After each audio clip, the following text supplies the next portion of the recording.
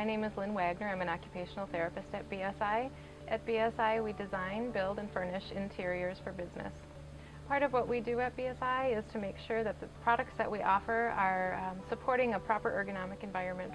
So today what we're going to do is look at task seating or office seating to help you set your workstation into a more comfortable position for you.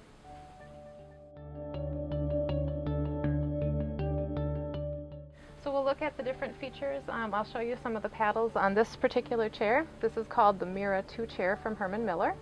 But you may have, and likely do have, a different chair in your office environment. Hopefully some of the features may be similar.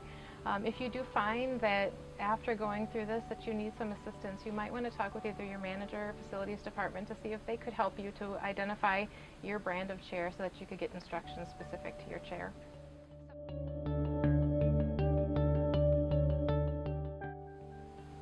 So the first thing we'd like to do today is look at the appropriate seat height in your chair. So when you sit down in your seat, the recommendation is to have an approximate 90 to 110 degree angle in your hip. That means a 90 degree or right angle or slightly more open in your hip. So to do that, there's a paddle on the right side of most chairs. If you lift that paddle up, it'll raise your seat height, or you can pull it up and then it'll lower you down. So you want to find that adjustment to set it so that your hip is set at that approximate 90 to 110 degree angle.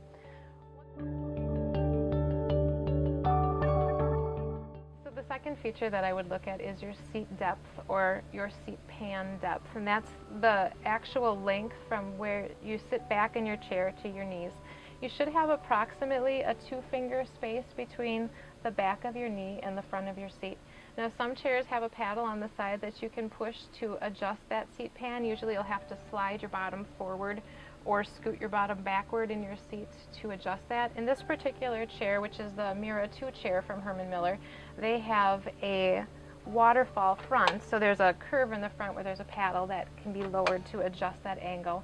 That provides that spacing between the back of my knee and the front of the seat in this chair. Once that's been adjusted, the next thing I look at is your lumbar support. The lumbar curve in your back is the larger rounded curve towards the lower part of your back.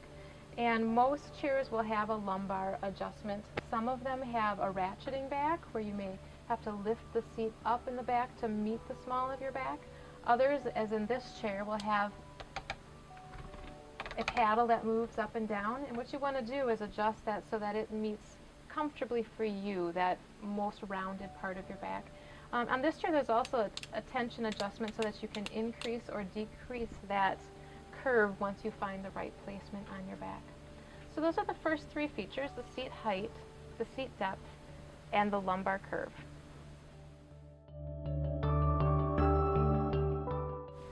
The next feature that we'll take a look at is your recline feature in your chair.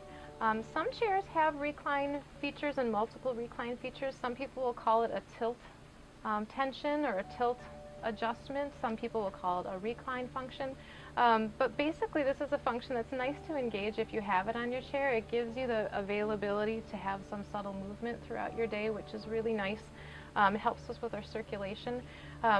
The important things to think about with that is there's first of all a paddle usually on the same side of the chair as your height adjustment, and this paddle can rotate backwards to loosen up the tension or can rotate forwards to tighten it. When you go to recline, it should be such that you can recline naturally, meaning that if you have to push too hard, like you have to push down through your feet or lift your bottom up to try to recline back, it's probably too tight and you really won't use that feature. But you also don't want it so loose that you tip backwards in your chair. Then you won't really rely on that feature. You'll sort of be fearful of your chair. So you want to keep it set in a comfortable recline position.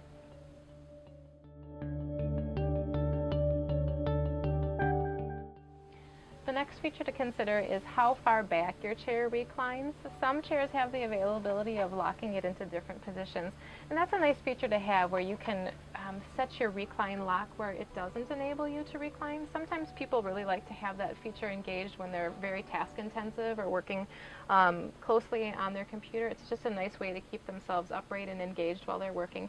But other times it's nice to have the capability to recline, and then you can move your paddle backwards, and that enables you to recline to various levels depending on where you set your recline tension to. Armrests are generally height adjustable on almost all chairs these days. There's usually a paddle on the side or a button right underneath the arm pad itself. What you want to do is adjust that armrest so that it gives you support through your shoulder and your shoulder girdle. You'd like to have your shoulders resting comfortably with your elbow bent again at about that 90 to 110 degree angle in your arms so that your forearms are supported while you're working at your work surface. Now the next option on some armrests is the availability of them to slide in and out. And this is nice depending on your size and your shape, because some people need to pull the armrest in closer for a smaller statured person, and other people need to move them out.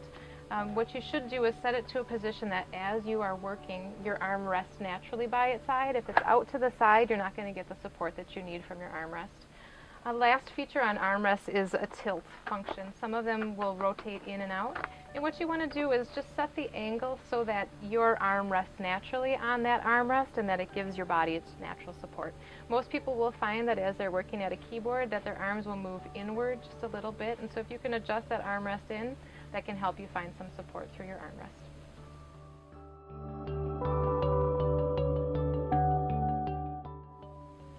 Hopefully these tips today will have helped you to find some more comfort in your task chair.